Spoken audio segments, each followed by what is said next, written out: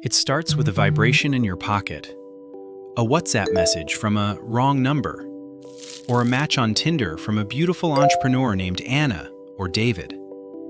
It seems harmless, a connection, a friendship. But the person on the other end is not who you think.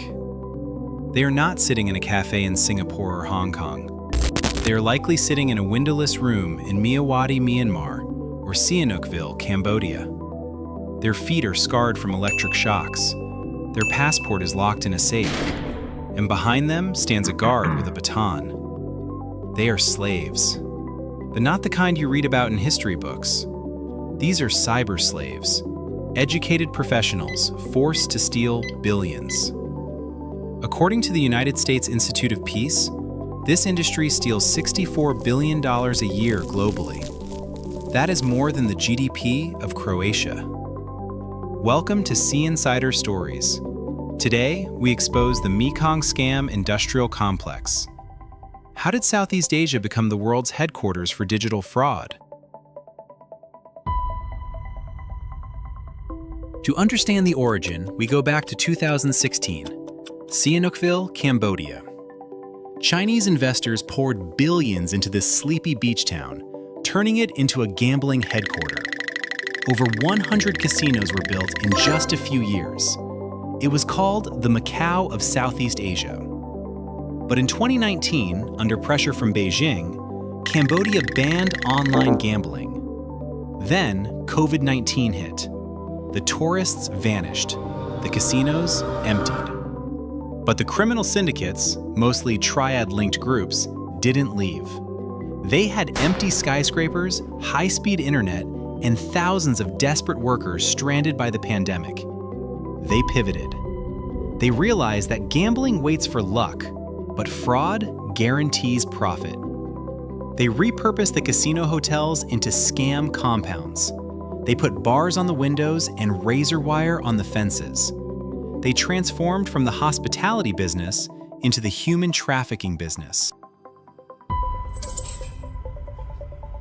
The industry runs on a specific methodology called sha zhu pan, or pig butchering. It is psychological warfare. Unlike the old Nigerian prince emails, this is sophisticated. The scammers, often victims themselves, are given detailed scripts written by psychologists. Phase 1, the feed. They spend weeks, sometimes months, grooming the victim. They talk about life, dreams, and family. They build trust. Phase 2, the fattening. They subtly introduce a fake investment platform. It looks real. It uses MetaTrader 4 or 5 data. They let the victim win a small amount and withdraw it. This destroys skepticism. Phase 3, the slaughter. Once the victim invests their life savings or mortgages their house, the platform freezes. The money is gone. Where does it go? Not to a bank account, but into Tether, USDT. The blockchain analysis firm Chainalysis found that scam wallets in the Mekong region received over $100 million in crypto in a single month. It is washed through Money Mule accounts in minutes, becoming untraceable. The heart of this darkness is no longer just in Cambodia. It has moved to the lawless borders of Myanmar. The most notorious is KK Park in Myawaddy. Survivors describe it as a concentration camp for scammers. If you don't meet your quota, usually $30,000 to $50,000 a month, you face the punishment room. Reports from the UN Human Rights Office in 2023 confirm the brutality: waterboarding, electric shocks, and forced starvation. And if you are truly useless, you are sold. Yes, sold. There is a secondary market where gangs buy and sell workers for $10,000 to $30,000 a head. You are an asset on a balance sheet. Who are these victims? They are IT graduates from India, teachers from the Philippines, engineers from Malaysia, and increasingly, citizens from 60 different countries, trapped in a nightmare they cannot escape. Why doesn't the army stop them? Because in places like Myawaddy, The scams fund the war.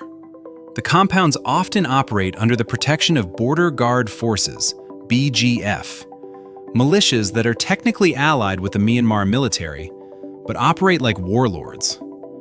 They take a cut of the profits. In exchange, they provide armed security against rescues.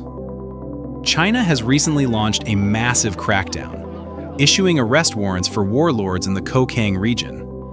But the industry is like a hydra. When one head is cut off in Myanmar, two grow in Laos or Dubai. It is a geopolitical knot that no single country can untie. This is not just an Asian problem.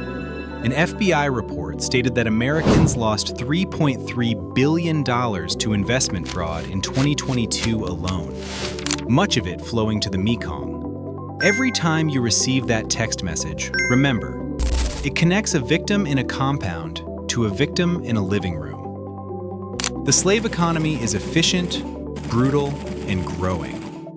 Until governments target the money laundering networks, the text messages will not stop. What do you think? Should banks and crypto exchanges be held responsible for these transfers? Let us know in the comments.